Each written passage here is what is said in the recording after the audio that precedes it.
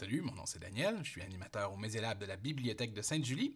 Tu écoutes présentement le deuxième atelier d'une série sur la programmation dans Scratch. Si tu n'as pas écouté les premières vidéos, comme à l'habitude, je te conseille vraiment d'aller les voir. Je prends pour acquis dans ce vidéo que tu les as regardées.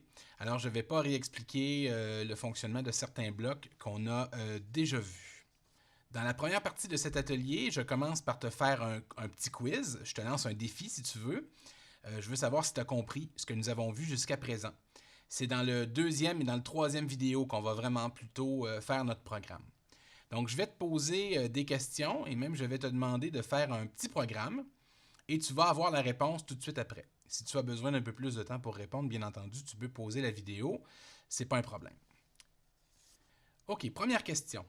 Nous avons vu des blocs de la catégorie des événements. Si tu te rappelles, un événement, c'est quand quelque chose arrive. Alors, quand tu mets un bloc comme ça, ton programme, il attend vraiment que cette chose-là arrive pour faire les autres blocs que tu as mis. Est-ce que tu connais un bloc événement qui exécute les blocs seulement lorsque le programme commence? Je pense que la question est assez facile, on l'a vu déjà. C'est un bloc dans la catégorie des événements et c'est celui qu'on a mis toujours jusqu'à présent quand le drapeau est cliqué. Exactement. OK, deuxième question. Je vais te montrer un petit programme. Ici. Est-ce que tu es capable de prédire ce que le programme va faire quand je vais cliquer sur le drapeau? Parce qu'on voit ici, il attend que le drapeau soit cliqué avant de commencer. Donc, je te laisse regarder les blocs un instant. Tu réfléchis à ça. On va voir ce que ça fait. On va l'essayer, puis ensuite, on va essayer de comparer avec les blocs. Donc, je clique sur le drapeau. Observe bien Scratch. Bonjour. Je marche. Youpi. Et il arrête. Et si on regarde les blocs qu'on a placés ici, il fait dans l'ordre exactement ce qu'on lui a demandé. C'est-à-dire, il commence par dire bonjour pendant 2 secondes. On clique. Il dit bonjour pendant 2 secondes. Deuxième bloc, il change de costume. Parce qu'on a vu la notion de costume la dernière fois. Le sprite, c'est un objet que tu peux programmer. Le costume, lui, il va changer. Ça va toujours être le même objet, le même sprite, mais il va changer d'apparence. Ensuite, il dit « je » pendant 1 seconde. Il va rechanger de costume. Il va dire « marche » pendant 1 seconde. Il va rechanger de costume. Il va dire « youpi ». Il va rechanger pour une dernière fois de costume. C'est effectivement ça qu'il fait. Bonjour, je marche, youpi.